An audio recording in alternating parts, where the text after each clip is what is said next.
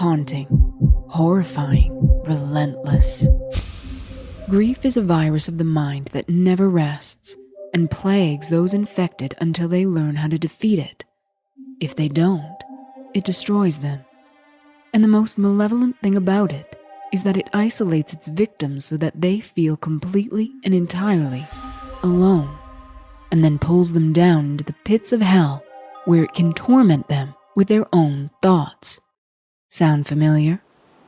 The antagonist in Season 4's Stranger Things is one of the most exquisite personifications of grief that has graced our screens to this date. He is ominous, elusive, manipulative, inescapable, and above all else, terrifying. But why? Why is this monster so memorable and spine-chillingly frightening? Could there be a hidden meaning to what he represents? In this video, we will explore the connection between Vecna and grief and examine how brilliantly the two overlap in what many are calling the best Stranger Things season yet. This video will have major spoilers for Stranger Things Season 4, so please click off now if you don't want the season to be ruined for you. Alright, now that they're gone, let's begin, shall we? Season 4 picks up 8 months after the events of the 3rd season, where we meet a grief-stricken Max, who is still struggling with the death of her stepbrother Billy. For the purposes of this video, we will only be focusing on her and Vecna's other victims. Max has essentially distanced herself from all of her friends and broken up with her boyfriend Lucas. Everyone notices Max's personality change, but no one knows what to do or how to help her. She seems unreachable and despondent, lost in something no one else can see or feel. We soon learn that she is harboring intense guilt for Billy's death, something that on the surface might look like survivor's guilt, but it is revealed later on that before Billy died, she had fantasized about how much better her life would be if he would just die, something that she was too ashamed to admit to anyone, even herself, so she buried it. But Vecna found it. Vecna works by forcing his victims to look into the darkness of their own minds and shed light on all the horrors that lie there. Vecna is a sort of emperor of misery, as he is able to enter one's grief-stricken mind, torment them with the buried thoughts there, then massacre them and take them back to his kingdom of hell, where they will agonize in eternal torment. Is this not how pain in the mind can feel? Like an inescapable misery that will never end? Although not exactly a malevolent monster like Vecna, grief works like this.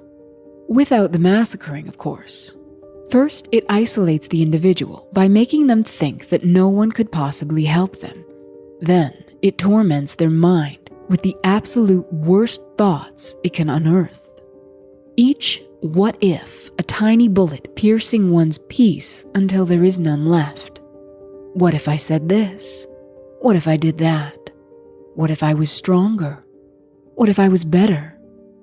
A series of questions that only serve to keep the traumatic incident alive and well as it feeds off one's mental and emotional state, continually deteriorating it until the person is unrecognizable. The person is less likely to reach out for help because the thoughts convince them that they are to blame in the first place. And if anyone knew the truth, they would surely despise them. All of this, of course, is mentally manufactured nonsense, but it feels incredibly real to the one experiencing it. Grief is the inability to let go of the pain because one secretly thinks they deserve it. Vecna hones in on that pain and can only access his victims' minds because of it. Please note that I am excluding the people he killed while still in human form, as he was unbounded by the restraints of the Upside Down at that point. He was in full possession of the power that both he and Eleven had access to. After that, he could only prey on the emotionally vulnerable until he regenerated. Chrissy, his first victim, is a popular but deeply insecure girl who has been verbally abused by her mother her entire life. Vecna tapped into her feelings of inadequacy to exploit her fears. It is important to note that grief isn't just something that one feels after the death of a loved one. Grief is a deep-seated sadness that can manifest after great trauma, emotional, mental, or physical. It can linger on indefinitely. Chrissy's grief is caused by not feeling worthy of her mother's love unless she's pinned thin, an impossible expectation for anyone to live up to. Her grief has probably been with her the majority of her life. Vecna uses this to torment her and weaken her resolve against him, claiming her through her misery. Vecna's next victim, Fred, is the survivor of a car crash where another student was killed. While he did not intend for that to happen, he was at the wheel. It is unclear whether he was at fault or not, but regardless, being involved in an accident where someone dies is bound to leave a mark on the psyche. In his final moments, he is forced to relive the incident, which breaks him down enough so that he is helpless against Vecna. In both of these cases, Chrissy and Fred behaved much like Max. They did not share their mental agony with anyone, instead preferring to keep it hidden away. They suffered from intense headaches and nightmares leading up to their deaths, which can be a representation of the mental torment they were suffering from. Each died alone and afraid, face to face with the monster who amplified their suffering so he could feed upon it. Which is why it scares us so much. How do we escape it at that point? What do we do when grief has a hold of us and won't let go? Grief feels like an inescapable monster.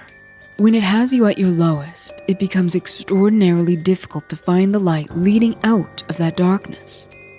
It feels as though it will consume you, destroy you.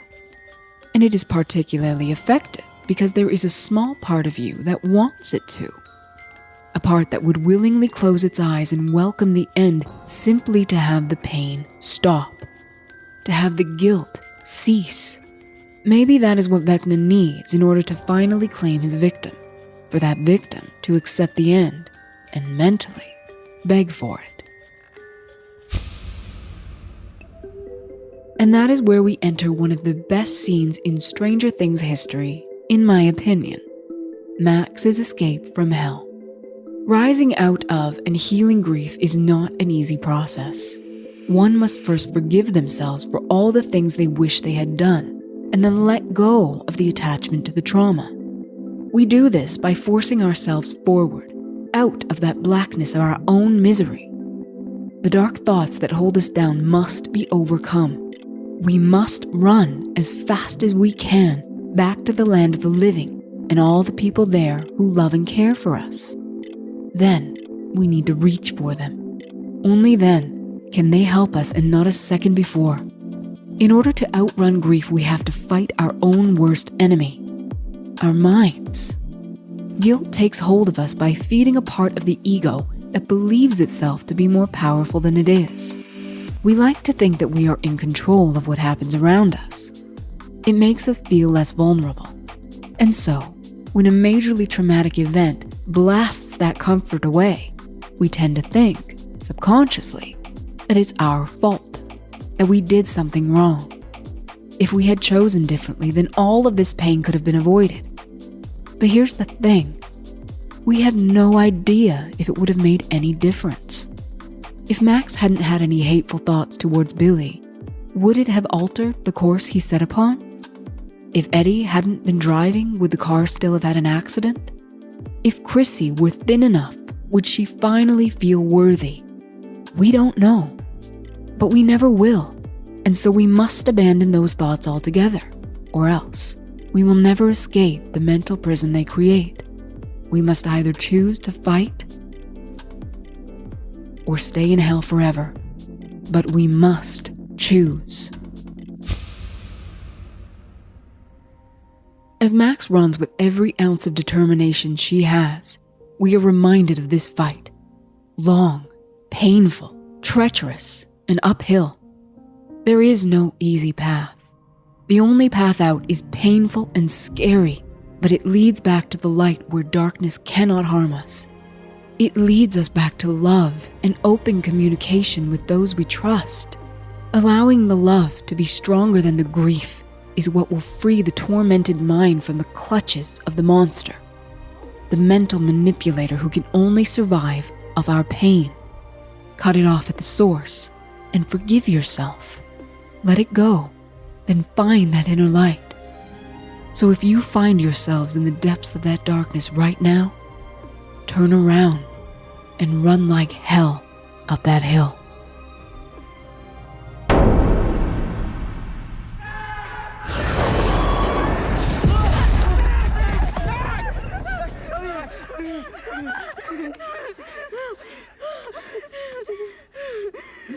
I thought we lost you. I'm still here. I'm still here. I'm still here.